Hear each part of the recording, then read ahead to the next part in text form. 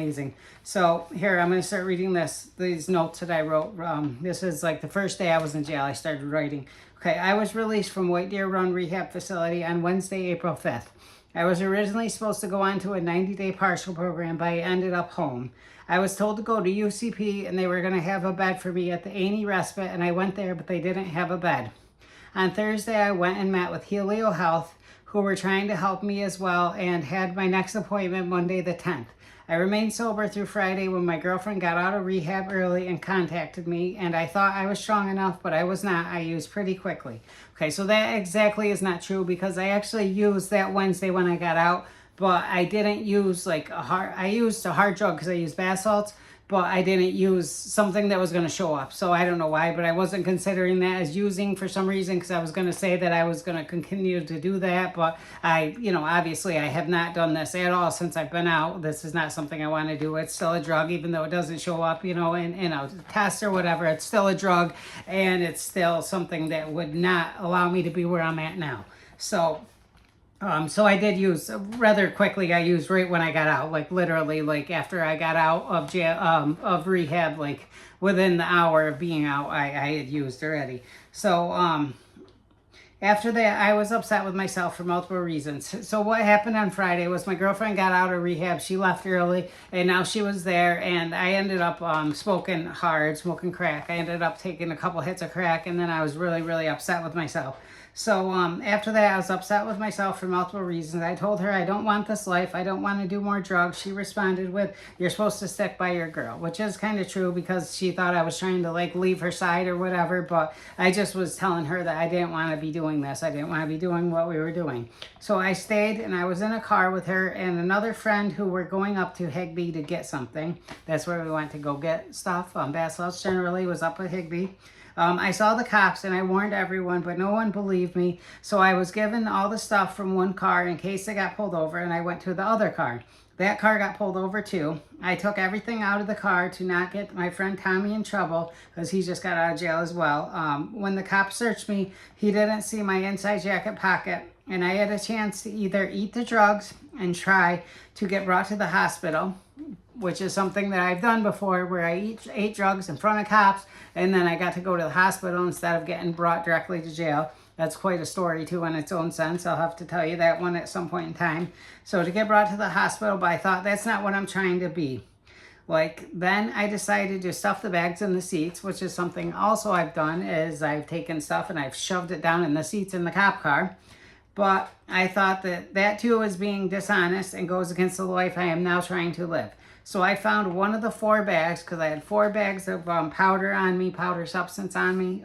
They were actually research chemicals, but I had 4 bags of them on me, and I could only find one of them when I went back into the seat to find them. And I gave it to the cops, and they could only find one of the other 3. So knowing that they were there, I could only find one. They could only find one of the other 3. So had I not said anything, obviously they wouldn't have seen these bags, for quite some time. And the decision empowered me in a way, and it gave me power I had never had before. Then each thing the cops did when they made comments or acted in a way that wasn't correct or necessary, I spoke up very vocally on 2 feet, like I had a right to do so. And like I was saying, things to make them better as human beings. And I felt like I had every right in the world to do so. Then I told the cops I wanted to go to jail. I did not like the way the world was going at that moment, and I actually at first welcomed and even saw the opportunity as God answering my prayers. The other thing with the cops was they were very receptive of what I was saying as well. Then when I arrived at the police station in Herkimer and I waited for the virtual sentencing, something amazing, almost unbelievable happened. God spoke to me. He spoke to me directly in such a way I have no explanation, but he told me I was where I was supposed to be, and that from here on out, as long as I continue on my current path, I will never need for anything and no longer have to worry, as all will be provided for. The other big thing that happened was God took away my need of drugs for my entire life. I have felt I needed drugs to be better and to think better, and I was always uncomfortable without them.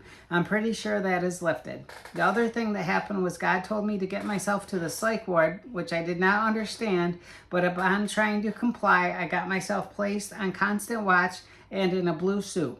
The blue suit didn't last long, but constant lasted the first 2.5 days. So now constant was exactly what I needed, as I now could try my newfound confidence in myself and in my beliefs. Because for the first 2 days before this, it had been due to drug use. I was so confident and having all these feelings of wanting to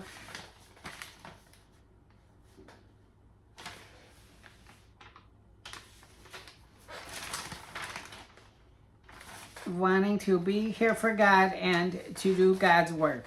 So many unbelievable, unexplainable things have happened. There is no other explanation. So instead of being alone in a cell, wondering if what I had experienced was true, I was in a position to speak with multiple COs and see if what I believed held true. What I learned was I didn't need drugs to feel good and to be confident, and I spoke up and I said whatever was best in the situation and tried to help all that I spoke with and feel it was successful. Today I started to grow weary in the cell with nothing and just a turtle blanket, and of course I got switched within minutes.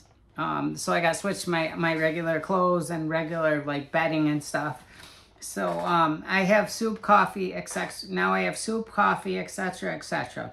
And now I'm excited to start to write all this down. It's weird. Brandon told me, it's Brandon McNair, who was the first one who kind of like started talking to me about God. This was on New Year's. He just said that I needed to start praying and I needed to start reading the Bible. 2 things that he really, really told me.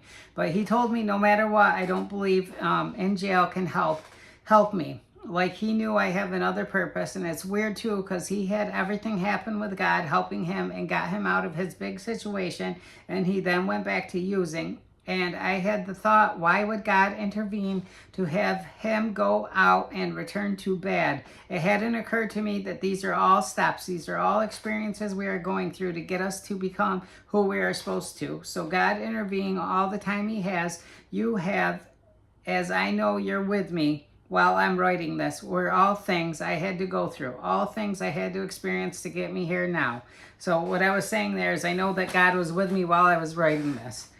So, but I had to experience everything to get me to where I'm at now. The time is now for me, Lord. Please believe me. I am finally ready to turn my life and my will and my life over to you. And the only thing I want to do going forward is to serve you in every way possible. I no longer wanna or feel I need drugs to pick me up, to bring this thing out in me that makes me confident in everything and to believe I am going to change the world. I finally understand all the ups and downs, all the things guided me along the way, pushing me in this direction. I really, really felt you, God, and even though I have grown fearful since the revelation, I am getting stronger and starting to believe more and more. Not believe wrong word, starting to understand and know. Patrick D-Rock, somehow on Thursday this week, came to take his life. Not sure how or why he did this, fits into the whole picture, but D-Rock, brother, I haven't seen you in a while. I'm sad I didn't get to see you on my return. I thank you for all the good you brought into this world, and I wish you all the best the next world has to offer. Sergeant Slack came over and said something to me, and I read what I wrote about D-Rock. Thank you, Lord, for making me care this much. Thank you, Lord, for making me be me. Thank you, Lord, for everything. I am more excited than ever to go into the rest of this life knowing you are with me, and we will do everything to improve this world, and we will succeed. Today is Tuesday, 10:30 a.m. if I had to guess, and I'm excited, anxious to see how court goes tonight. I know it will go exactly how it is supposed to. I know God is with me always, and now that I am becoming who I am becoming, I know that God will show me once again how amazing he is and put me in the situation I need to be in. I'm sure it is not jail. Well, I'll be extremely surprised if it is. In fact, is jail, because here does not encourage me further. If anything, it will be harder to fight off the devil's influence. I see now for the first time in my life all the unexplainable stuff that has always continuously happened in my life, time after time after time, which I did not understand before because I wasn't always doing right with the opportunities, but I always had right in my heart, and my heart is not meant for this world. The things that have continued and continue to happen, leading me up to what has happened at the police station, leading me up to what comes next, has all been to expand my mind. Last night, another not mindless, but another unprecedented shooting. I have been talking about wanting to help. I can't believe it all myself, but I actually understand it and believe it, and I will spend the rest of my life living it. It's a great feeling, and I will help so many people.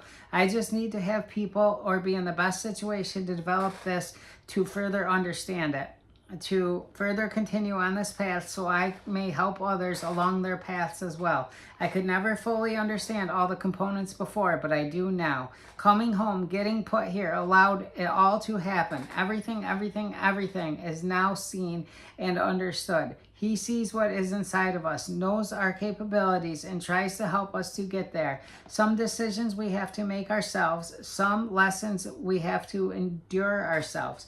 I understand all of this now, and I am sorry it took as long as it did, but I am more thankful than ever to be here and to know I will always remain here.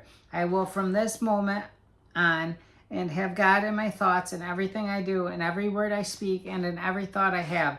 All thoughts of impurity have been lifted. All thoughts of drug necessity have been lifted. All illusions that I enjoyed the lifestyle have been lifted. I don't know how it happened upon me making this decision to come home, which put me here, which led me to have thoughts and feelings about returning to the life. I did not want to, but I did need to have confidence instilled back into me. Confidence at my lowest with absolutely zero possessions. I was able to stand up for what was right with police officers and possibly offer them a better way of thinking. The fact that I can sit here without drugs in my system of any kind and feel strong and feel as if I am being cared for in a way like never before. I know I'm not wrong about all of this. I know I am the chosen one, and I know from this point on in my life, I will never need for anything. I will never need a drug to make me feel whole, and I no longer need the approval of anybody. I know the good I can deliver to this world. I know all the amazing, truly unbelievable events that have occurred, allowing me this opportunity, and now I finally see how they all come together. I just had a conversation with Tracy, a guy I met before, and he says he's going to get out Friday and sell drugs. Nothing I can do to make that better. I don't believe that this is a place for me. I really don't, but will try my best to trust in God, and God's will be what it will be, and I will do my best to fully understand, as I feel I fully understand everything, even up till me sitting here. I feel as if I want to write a letter to the judge, give it to him prior to going forward, and ask him to read it later while I am no longer in his presence. I would write, Your Honor, I would like to thank you, and the Lord would like to thank you for being a part of my journey to self-discovery. Thank you for whatever guidance you have provided me today towards my journey. It will never be forgotten, both from myself and from the Lord, whom is with me. Now, more than ever, look forward to making the world a better place, and whatever happens here today in front of you helped me towards that goal. Thank you from the bottom of my heart, George Eisler. I see how that is not the right thought to have, and also see everything even more than ever now, as I feel I just had an out-of-body experience asking God to help me, and said, I just know I am being helped. At all times, I no longer need to ask for specific things, as I have everything I need.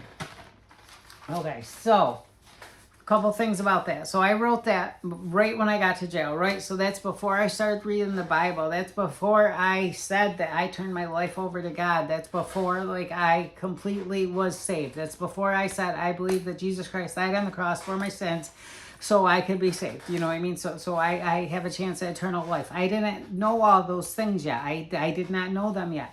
But I just had a slight knowledge. I had the thought that I started praying and I started asking God for help, and God brought me back there, and then God brought me to jail. Now, you notice in there, I didn't think I was going to stay in jail. I thought that right that first day that I got to court, I went to jail. It was on a Saturday, like early Saturday morning.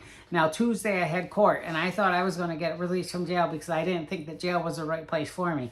But jail was the best thing that ever happened to me, because jail got me to read the entire Bible. You know what I mean? I read it. Now, I didn't read it like I do my Bible study with it, but I read the Bible. You know what I mean? I got through the whole entire thing, so I have knowledge of the entire Bible. That's what I did when I was there. I participated in a Bible study with Michael Andreev every morning. Now, Michael Andreev was one of the most knowledgeable people about the Bible and about God that I ever met, and he was there first day, and I told him, I said, maybe that you're the reason why I am here, so I could learn from him. Now, unfortunately, like, he did something that is unexplainable. I can't even understand it in any realm of this world, understand how he could do what he did that put him in jail, and he's suffering for it. But he believes that God's going to take care of him, and I believe that God will do whatever is best for him, whatever that may be, and I pray for him often, and I don't know what it is that's best for him. I don't know what he needs necessarily, but I know that he's definitely has really, really good in him, and I don't know what made him do what he did.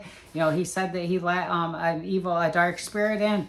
I don't necessarily understand all that. I don't understand any of it really, but I just know that, that for me, he was a very big person in getting me to who I became. He really, really taught me a lot and helped me a lot. So since recently, I contacted him and I sent him some money and stuff, and I offered him, support the best I could, but then I was told by probation that I can't be talking to him because he has an open case, so I haven't spoken to him since, and I feel bad about that. But the best I can do is just pray for him, which I do often, and I ask others to pray for him as well, as far as prayer warriors and other people that I talk to like that. But it's just really, really cool that God, like, now I see that jail was the best thing for me, and that jail got me to where I'm at now, and like the truth is, like, everything has been provided. When I needed my first apartment, boom, apartment came about. It's not necessarily easy for an ex-addict, an ex-person that's out of jail, that I don't have references, I don't have any of that at that time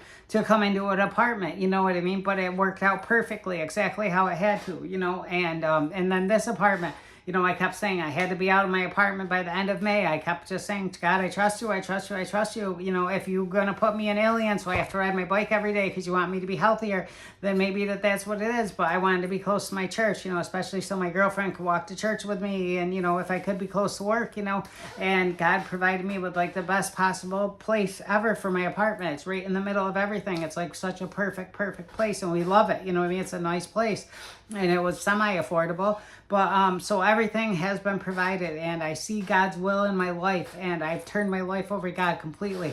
But me saying all of that, everything I just read to you, that is something I wrote those very first days I was in jail. That's right after I used. That's right after I relapsed. Now I'm in jail. Now I don't know where my life's going to go. I have nothing yet. I have no possessions yet. I have nothing. I haven't talked to my daughter yet. I haven't, all I've done is I went to rehab. I completed a 30-day program. I got out. I relapsed, and now I'm in jail. The future doesn't seem too bright. I still have all my open cases. I still have everything going against me. The only thing I have now is I have that God spoke to me, told me everything was going to be okay. That's what I'm writing about. That's exactly what I'm talking about, is that God told me I was going to be okay. And now you look at over a year later, I was released from jail June 27th. I have a year street clean time. I have 461 days of total clean time. And life is amazing, and like I said, I just spent 9 hours with the church, with people from my church, hanging out with them. Like, they like being around me. Like, these people all like being around me. Like, I get told by many church people that I am a blessing, and that I'm going to help a lot of people, and that everybody sees it. So all those things that I said I want to do, as far as helping people, as far as being good for this world, as far as, I'm actually living all of that, and it feels amazing. It feels amazing to read that back and just to see how far I've actually come. This is going to be my 60-second video that I made from the channel. If you look back at my first video to my 60-second, just the level of how I look, the level of, my body type, just everything about me is better. I've developed is better, and is any of that going to be like that if I'm using? Absolutely not. No, none of this is, I don't have this apartment. I don't have my job anymore. I don't have it, just that's what my life would be about. And that's what it was about for so long. Drugs became my God. Drugs were what I worshiped to, that's all that mattered to me. I did everything I could to get them, and nothing else mattered. If I had to go to work, if I don't have drugs, I can't go to work. Like, I can't. I need to have drugs in my system. That's the only way I felt okay. That's the only way I knew how to be okay. That's the only way I felt like anyone would want to be around me, because I was just a shell of myself. when I did not have something. Now, when I had something, I would get all hyped up and I would feel like, you know, I want to change the world, and I would have all these feelings, but it was only when I had something in me. So I thought that I needed to be on drugs in order to be the best version of myself. Now I realize that that is so not true, and I just needed to get them out of my system, and I needed to start trusting in God, and I needed the relationship with Him to become the best version of myself, you know, which I'm definitely becoming. You know, I wouldn't say I'm there yet because I still have a lot of work to do, you know what I mean? I still watch a little bit too much TV, you know, but I do a lot of active things, and I am doing a lot of things for my recovery, and I'm doing a lot of things for myself as a person to become stronger and to become a better person. So, but there are still, you know, areas I can work on and develop, you know. But like I said, it's my 60-second video. Please subscribe. Please hit the like button. Please, I only get like 1 like per video. Like, it's a little bit of a bummer. But if you guys please, like I know that over time it's going to develop, and I know that God has called me to do this. You know what I mean? Like, I came up with this idea to start doing these videos when I was in jail. It took me about 6 months before, when I got out of jail, before I made them, because I wanted everything to be perfect. You know, I wanted to get my teeth done. I wanted everything to be perfect before I started making them. But then I got encouraged just to start doing it, and I did. But, you know, now here's where I'm at. It's video 62, you know what I mean? And it feels amazing. It really, really does. Tomorrow I'm going to rent a car. We're going to go somewhere, you know, and I have money to do that, you know, and my rent will still get paid. Everything will be paid, you know what I mean? My credit's still going to improve, you know, and I'm working on all these things, you know. And I mean, like, if we want to buy a car right now, that's in the fold. Like, we could technically go buy a car, you know what I mean? We have that in our ability now, you know. In just a year of sobriety, we have in our ability to go buy a car, to, you know, have this nice apartment, to basically buy whatever it is that we want, you know what I mean? I still have some fines to pay. Her fines are pretty much all paid now, but, you know, we're absolutely getting there, you know, and it feels amazing. It really, really does. Like, I can tell you, like, I absolutely love being sober. You know, it's not the same necessarily excitement, you know, the ups aren't as up as they were when I was using, you know. I can say that I don't have those really, really high highs, you know, but the things I get excited about, you know what I mean, are like just normal things, you know what I mean? Like, today I seen a rainbow. I don't know, that was exciting to me. I took pictures of it, you know, like I know that that's not the same kind of excitement and everything that you're used to when you're using, you know what I mean? But I don't have any of those low moments that I had, you know, where I didn't have anything, where I'm dope sick, where I am, you know, scared to get caught by the cops, or where I'm running from cops, where I'm having to go steal food from a store because I'm hungry. You know, I don't have any of those moments anymore, you know, where I'm hiding out from cops, or where I'm, you know what I mean, like all the extreme crazy times that I've had, you know, where I'm in a high-speed chase running away from cops, or where I'm hiding in a cardboard box. If you Google my name, that's what it says, man found in a cardboard box. I'll talk about that in some video too. But remember, guys, I love y'all. I appreciate y'all for everything you guys do for me as far as supporting me. Please try to support me more. I really, really appreciate it. Please share these videos. I really want to get these videos out there. I really feel like I'm called to do something, and I really feel like I have a lot to offer as far as knowledge, as far as encouragement, and just as far as like just overall awareness of what it's like to be in that drug world, to come out of it and to be where I'm at now, you know, and to do it in the same town I was in, you know what I mean? That's a really hard part, because you're not supposed to go back, you know, be around the same people and stuff, but I've had to do that and maneuver that, you know what I mean, and walk through that and kind of make that happen in this way. But it's really not that hard if you really want to do it. That's the key to everything, is you gotta want it. You gotta want it. So, you know, you gotta be sick and tired of being sick and tired. You know, that's how the cliche says, you know, but it's kind of true though, you know what I mean? Because you really do get sick and tired, and it's tough. It really is tough. I've had a lot of tough moments, I promise you that. A lot of tough moments, you know, a lot of decent moments, you know, that I felt like were great moments, but looking back, they counted for nothing. You know what I mean? Like, even like those really, really extreme like moments where I had like so much stuff and I had a beautiful hotel room, like they weren't even that fun really. I don't know, none of them. I don't remember most of it, and like it counts for nothing. It counts for nothing. You know, everything I've done in this last year is actually things of substance that count for something now. You know what I mean? Like that, like helping that lady move today. She'll never forget that. Anything I did while I was in active addiction, none of that counts. None of it does. You know, it's all just wasted time. But all right, I love you all. I appreciate you all. God bless. And remember that it's nice to be important, but it's infinitely more important to be nice. I love you. God bless.